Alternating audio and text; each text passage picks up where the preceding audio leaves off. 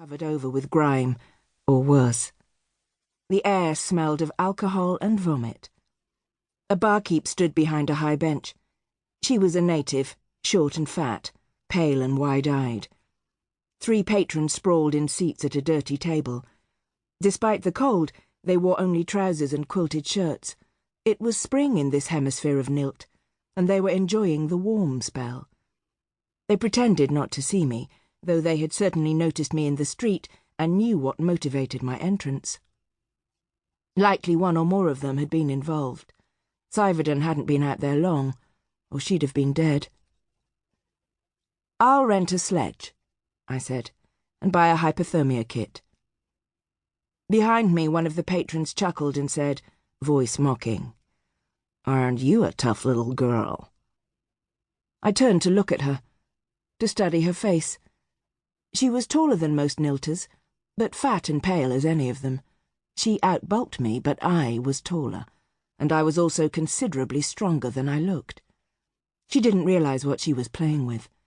She was probably male, to judge from the angular maze-like patterns quilting her shirt. I wasn't entirely certain. It wouldn't have mattered if I had been in Radch space. Radchai don't care much about gender, and the language they speak, my own first language, doesn't mark gender in any way. This language we were speaking now did, and I could make trouble for myself if I used the wrong forms. It didn't help that cues meant to distinguish gender changed from place to place, sometimes radically, and rarely made much sense to me. I decided to say nothing. After a couple of seconds, she suddenly found something interesting in the tabletop. I could have killed her right there without much effort. I found the idea attractive. But right now, Syverden was my first priority. I turned back to the barkeep. Slouching negligently, she said, as though there had been no interruption, "What kind of place you think this is?"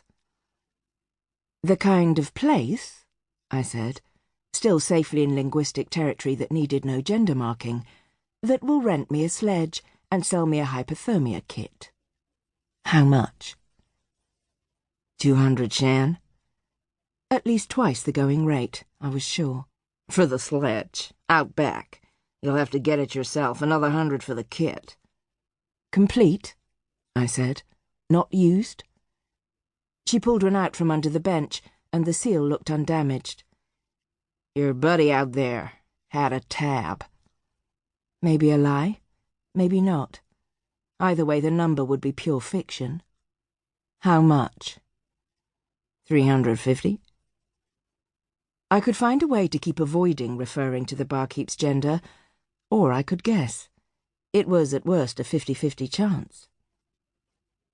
"You're very trusting," I said, guessing male, to let such an indigent— I knew Syverden was male, that one was easy— run up such a debt. The barkeep said nothing. 650 covers all of it? "Yeah," said the barkeep. "pretty much." "No, all of it. We will agree now, and if anyone comes after me later demanding more or tries to rob me, they die." Silence. Then the sound behind me of someone spitting. "Radchai scum." I'm not Radchai, which was true. You have to be human to be Radchai.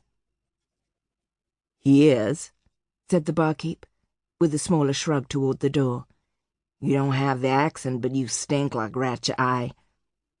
"That's the swill you serve your customers." Hoots from the patrons behind me. I reached into a pocket, pulled out a handful of chits, and tossed them on the bench. "Keep the change." I turned to leave. "Your money better be good." "Your sledge had better be out back where you said." And I left. The hypothermia kit first.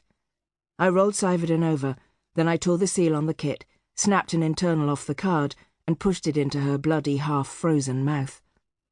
Once the indicator on the card showed green, I unfolded the thin wrap, made sure of the charge, wound it around her, and switched it on. Then I went around back for the sledge. No one was waiting for me, which was fortunate. I didn't want to leave bodies behind just yet. I hadn't come here to cause trouble.